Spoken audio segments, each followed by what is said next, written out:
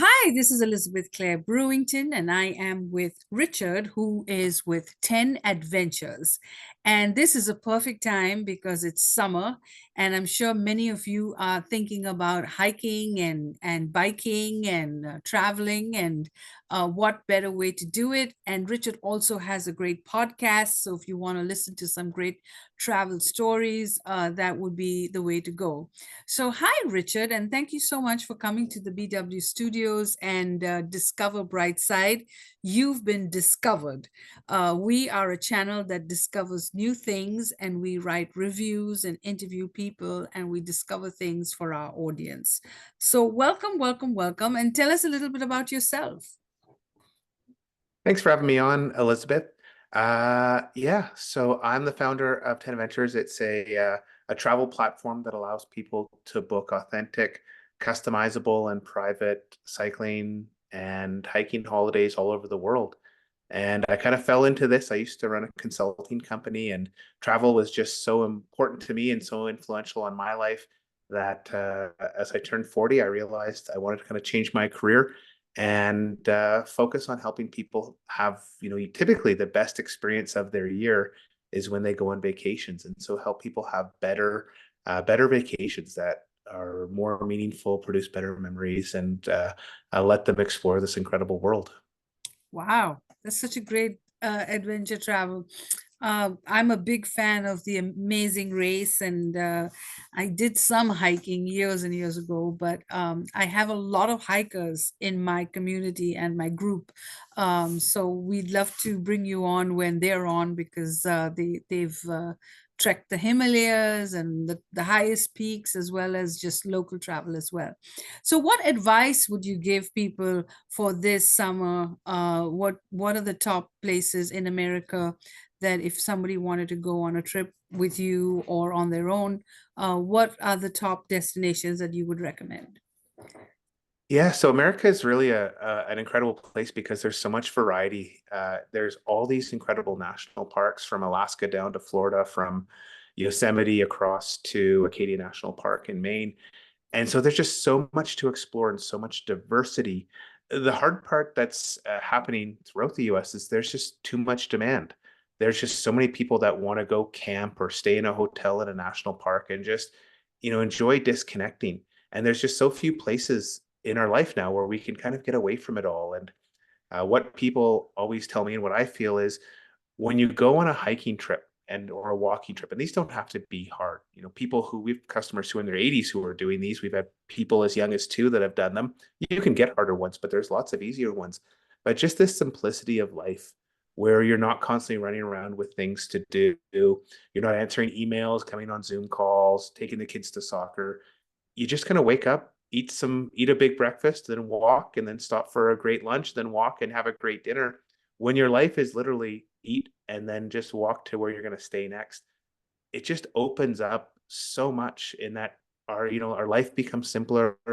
We have, much deeper conversations with the people we're with. We can enjoy the experience together. And so not only is it really healthy physically, these long, slow activities are great. It's really healthy mentally because we have more kind of like freedom and less stress. And then it's just great for building relationships. And I know myself, like all my great memories with my family or with my kids or with my parents or my siblings, it's almost always around these trips we did together. And so to take some time to explore as a family or with friends, it's just, such a special aspect. And so coming back to the original question, where to explore in America, almost anywhere is great. The problem is it's just really hard to get availability this late in the year. And so a lot of people look at different destinations. Europe is really, really popular. It's actually much lower cost once you leave the big cities than in staying in the United States. Canada is really popular. It's also has some issues with getting accommodation because it's it's got a lot of popularity, but it's also a really good deal. And so we help people really when they want to go abroad and explore a new destination where maybe they don't know how things work as well as back home. There's a different language or Yes. different culture, or people just drive on the different side of the roads. That's where we come in and help them have these great experiences. And especially in this day and age when the political climate and there's so many wars around us, it becomes very important that you choose the right travel agency or travel guide for your own safety, because there's 100 of questions that people have, and I think the days when people could just go online and book what they wanted has changed, because now people are more cautious, more careful, and they need people like 10 Adventures. So tell us, given this current climate that we live in, what are some of the safety tips that you would advise people? Is definitely go with an expert. That's what I would definitely recommend. Yeah, so I think one of the benefits of going with a company like 10 Adventures is you're not going to be let down. And so it's really hard. There's so much information out there. Where should I stay if I go on a trip? What part of the village should I stay in? What villages should I go see? Yeah. What are the routes I'm supposed to go? Because we specialize in hiking and cycling, you can get lost. You can end up, riding your bike and you end up on a freeway, which is, terrifying. So I think there's a lot of aspects just around that. Even just having a reliable transfer at the airport. You land, you're tired, you're jet lagged. Having, somebody that is legitimate, who's going to pick you up, take you to the right place. They're not going to shake you down. There's lots of, that's not as much of an issue in Europe. But my parents on a recent trip to Portugal on a cruise, they got taken, I think, for 300 euros from the cabbie because they just weren't thinking and they didn't know what the Yeah. conversion was, and it was only on their credit card statement. They said, oh, that was like, $100 a minute, or I think, sorry, 10 euros a minute is what they were paying for their feed. So where we come in is if you just want to have a great vacation, you don't want the stress of planning, you don't want the stress of coordinating everything in country, and you want to see like the great things. You want someone who's an expert in an area to plan it for you. And the nice part about these adventure trips is because you're in, these small villages in the countryside, they're really affordable. Yeah. Going to stay in Paris, it's 400 or 500 euros a night. Going to stay in, a small French village could be, 80 or 90 euros a night. Very true. Absolutely true. Yeah, we've got many horror stories about, your losing your passport is a big deal. And, then you have to wait to get one and get extra hotel or flights being canceled and, getting into hotels. As you said, everything is so booked now that prices are like so high and availability is so difficult to get. So book early is what I'm listening to Richard saying. Book early, get yourself with the right expert to help you out, and definitely talk to someone in the know as well. So now tell us some of some exciting stories, some great adventures that you've been on that you've really enjoyed. Yeah, so my wife and I have three kids, and so what we're really focused on the last couple of years has just been exploring the Rocky Mountains and getting this time together as a family. With young kids, they're always distracted by technology, and to kind of get them to want to just not, ask to go on their tech for a couple hours is hard. But when you're out backpacking and camping, there is no technology, so we try and get out and just go, go into the mountains where technology doesn't work. And I think it's really special to have this time together because most of our lives, like we never have time to like just talk.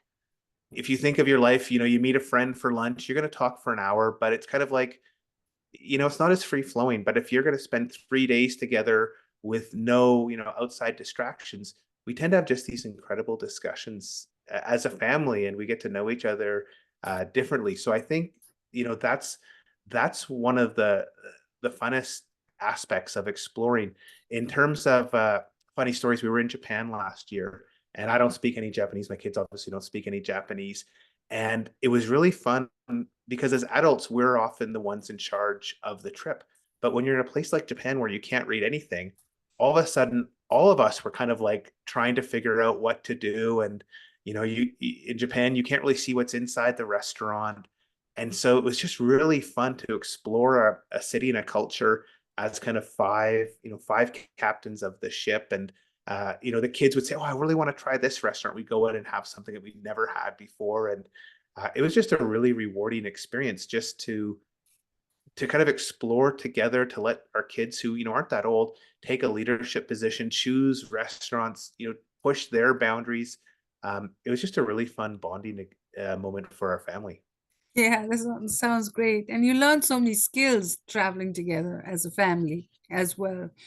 Um, what do you think about AI? Do you think AI is going to play a role with the travel industry, and how do you think AI is going to play a role? Yeah, so I'm always conscious AI now and AI 10 years from now are going to be totally different if we think back to the internet in 2020 and what we can do in the internet now. It's, or sorry, the internet in 2000 and now, even 2020, heck, it changes a lot. So AI right now, it's not great. The problem is it's digesting the same information, giving everyone the same travel itinerary. I've tried a bunch of the solutions, and what it kind of does is it promotes over tourism. So it kind of recommends everyone go on the same trip to the same places. We're already dealing with over tourism across, parts of Europe, parts of Asia, parts of North America. And so right now, I don't think it's there simply because you kind of Yeah. get this itinerary that's the same as everybody else, and you end up just being everyone on the same trip. I think over time, it is going to get better. But fundamentally, it's just digesting the internet, all the information on the internet, Yes. which already has a problem. If you Google, best 7 days in Japan, the top 100 answers are almost all go to Tokyo, go to Osaka, go to Kyoto, go home. And so Yeah. I think AI is going to struggle at getting you off the beaten path. And in what we do these really unique hiking and cycling and other adventure holidays where they don't show up, in the top 10 or 15, Yeah. listings on Yeah. Google.